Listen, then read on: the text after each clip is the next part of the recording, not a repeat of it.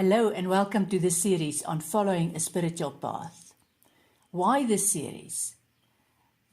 Over the last few decades, religion seems to have disappeared from the lives of many people because there are so many issues with religion. We know about all the scandals in the Christian church around pedophiles and fundamentalist Christians.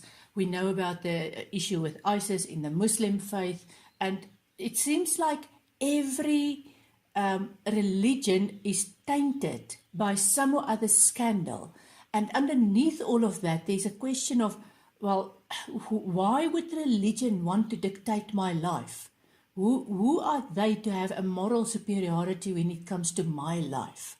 But then on the other hand, what are the options outside of religion? And it seems like spirituality is basically the only option outside of religion. But what is spirituality? There are so many versions, there are so many specialities within spirituality. And even spirituality is not untainted. If you look on the internet, on websites, you will see how many disagreements there are within the spiritual world, where my version is superior to yours. I'm vegan and therefore I am morally superior to everybody on this planet. Now, I'm not here to have an argument about that. I'm just pointing out the issues that there are.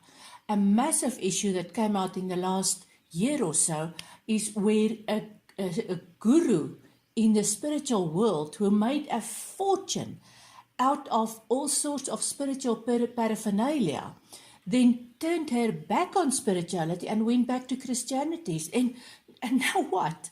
Where's the truth in that? What is all that about? And if you see about how many spiritual people are having a go at each other on social media, is that spirituality? Is that what it's all about? If you see how many people who claim to be psychic or mediums have massive health issues, I really question that. Is that what spirituality is about? How can you claim to be spiritually superior, but your body says there's a serious mistake here? So amongst all this myriad of issues and questions and stuff, the world is still left with a moral void. The world is still left with, what is it that I believe, that I can believe, that I need to believe, that I should believe? Now, one thing this series is not doing is to try and convince you that spirituality is the answer to everything. That's not what this is about. What this is about is that I am conveying my knowledge about spirituality after years of study and personal experience. This is my version of it. This is how I see it. If you want to believe in what I believe in, great. If you want to stay with religion, you know, I have a wonderful friend who about 20 years ago, when my path into spirituality only started, said to me that her religion is a foothold for her in the confused world that we are living in. Now, I can tell you, 20 years later, and the world is even more confused, her religion is still a foothold for her. The one thing I've learned from that one sentence is to respect what other people believe. This is not about convincing anybody. This is about simply giving information. Where do I get this information from? Well, from various sources.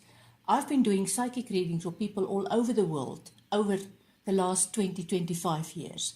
When doing those psychic readings, I have picked up universal themes where I initially questioned myself. I said, well, if you say it to that person and you say the same thing to this person in another country and you say it to somebody else in a different country and with a different background and with a different career, because I do a lot of psychic readings for business people, why do they get the same information?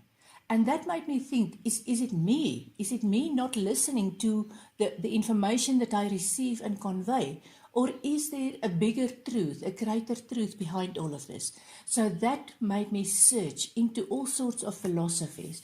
I have read up about every conceivable religion. If you look at my website, which is elsabysmith.com, you will see that the festival days, the religion days of something like 13 or 14 different religions. That gave me a wide background.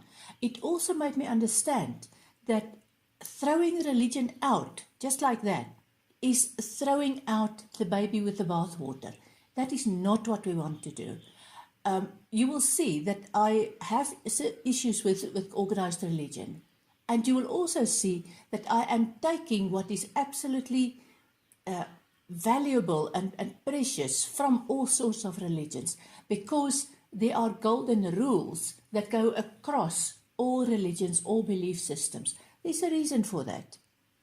So this is what the series is about. I want to provide a framework which will give guidance. I don't want to turn you into a psychic. If you already have psychic abilities, continue to use them, but use them responsibly. If you are not sure whether you're psychic, it doesn't matter. You have questions and you wonder about them. If you don't want to have anything to do with being psychic and you just want to know whether spirituality is an option for you in this moral void that we're living in, keep watching. So this is all about conveying information. I've divided this course on following a spiritual path into 3 different groups, 3 different levels. The first one is the beginner level, where I will simply alleviate your concerns about spirituality and about questioning and following a spiritual path. I'm going to answer some obvious questions and give you some basic knowledge. This is within the next 7 modules. Then there are another 7 modules, which I would like to call the intermediate level, where I will provide more complex knowledge and open up more areas to explore. And then there's the advanced level, where I'm going to give you some basic training using new knowledge and learning new skills. And this would be training in, for example, spiritual coaching, or energy healing, or being a psychic and how to use it. And this ancient old argument about am I a psychic, or am I a medium, or am I an empath? And does any of these labels make me superior to anybody else? And the answer is no. So you'll get more information on why I'm saying that. And what the bottom line here is, with all of these, all 3 of these levels, with the entire series of 20 modules, it is about understanding the responsibility of living a spiritual path, and also finding your way through the quagmire of versions of spirituality and specialities within spirituality, so that you can decide what it is that resonates with you. Oh, and I will also explain what that term actually means. What do I mean when I say whether it resonates with you? There's a scientific explanation behind that. So it's about guiding you. And if you at any point feel I've had enough guidance now, I know what I want to focus on, or I've got enough knowledge now, I've decided whether spirituality is for me or not for me, that's it. That's what it's all about. So let's kick off with the first module.